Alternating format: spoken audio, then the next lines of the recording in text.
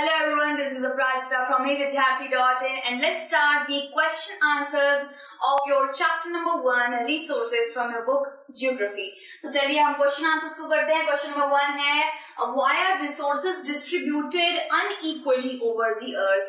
Obviously काफी आसान सा आंसर है कि भाई हमारे पूरे की पूरे पृथ्वी में हर किसी कंट्री को अलग अलग पार्ट मिला हुआ है, अलग अलग भाग मिला हुआ है, अलग अलग एरिया मिले हुए हैं. किसी के पास बहुत ज्यादा रॉकी टेरेन है तो किसी के पास काफी ज्यादा हिली टोपोग्राफी है, तो ऑब्वियसली अनइक्वली ही डिस्ट्रीब्यूटेड है, उसका हम कुछ नहीं कर सकते, लेकिन हम उसे और बेहतरीन बना सकते हैं.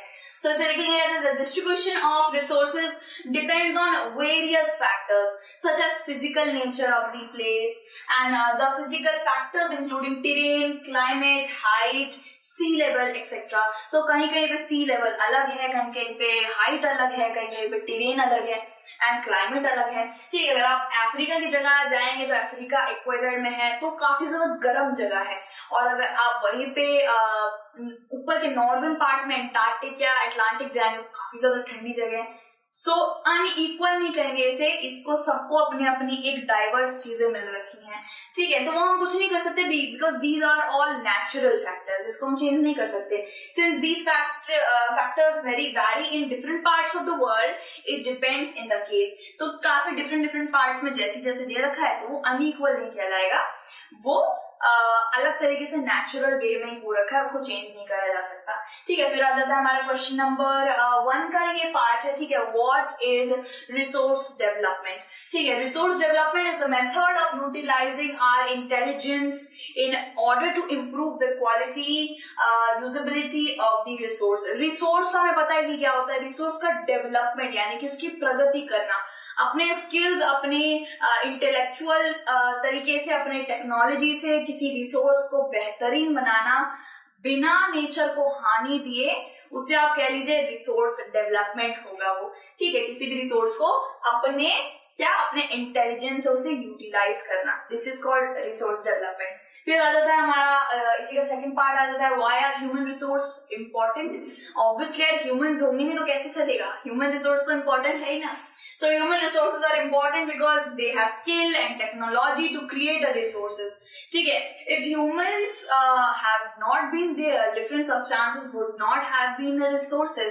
भाई पानी से हाइड्रोइलेक्ट्रिसिटी हम नहीं बनाई है, पानी को कंजर्व भी हम ही करेंगे, पेड़ों को साफ सुथरा, उसके आसपास गंदगी ना करना वो भी तो हम ही करेंगे, हर चीज हम करेंगे.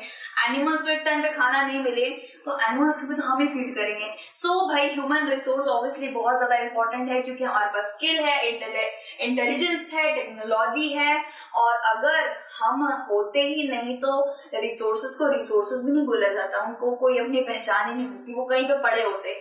ठीक है, so human resources are really important. फिर आ जाता है इसका थर्ड पार्ट आ जाता है what is sustainable development. Obviously किसी भी एक पर्टिकुलर रिसोर्स को बैलेंस्ड एंड कंजर्वेटिव वे में यूज करना है, यानी कि उसे जनरेशन, हमारी जो फ्यूचर जनरेशन है वो भी उस रिसोर्स का यूज कर पाए, उसको देख पाए, वैसे ही बैलेंस और कंजर्व करके रखना किसी पर्टिकुलर रिसोर्स को. We should use resource in such a balanced way that we satisfy our need, हमारी भी नीड सैटिस्फाई हो जाए और हमारे फ्यूचर जनरेशन की भी नीड सैटिस्फाई हो जाए, और वो पृथ्वी पर ही वो रिसोर्स रहे, कभी भी खत्म ना होए. ठीक है, तो सस्टेनेबल डेवलपमेंट इसी को कहा जाता है. फिर क्वेश्चन नंबर 2 आ जाता है टिक द करेक्ट आंसर. तो फर्स्ट का क्या है, which one of the following does not make a substance a resource. ठीक है, तो हमने रिसोर्सेज के बारे में क्या पता था कि उनकी एक अलग वैल्यू होती है, उनकी एक अलग ही यूजेबिलिटी होती है, लेकिन हमने ये थोड़ा ना पढ़ा था कि क्वांटिटी भी जरूरी है. ठीक है, सो ये होगा, क्वांटिटी होगा कि does not make a resource. किसी सब्सटेंस को रिसोर्स क्या नहीं बनाता, क्वांटिटी. हमें क्वांटिटी नहीं, यूजेबिलिटी और उसकी वैल्यू उसके रिसोर्स बनाती है. फिर क्या आता है which one of this following is a human made resource. अब स्प्रिंग वाटर तो नहीं बनाया हमने, झरने का पानी ऑब्वियसली नहीं बनाया है. ट्रॉपिकल फॉरेस्ट, पेड़ पौधों को भी हमने नहीं बनाया. हाँ, आरोपण अब हम करते हैं, लेकिन क्या स्टार्टिंग में वो हमने बनाए थे? नहीं. लेकिन हाँ, कैंसर को ट्रीट करने की मेडिसिन किसने बनाई है? ह्यूमंस ने. तो this is called human made resource. ठीक है, फिर आ जाता है question number 3, complete the statement. Biotic resource are biotic resource किसको कहते हैं? एबायोटिक तो हमने पढ़ा था कि भाई नॉन लिविंग को कहते हैं, बायोटिक किसको कहते हैं? लिविंग को कहते हैं। So derived from living beings, तो इसका क्या होगा? लिविंग होगा।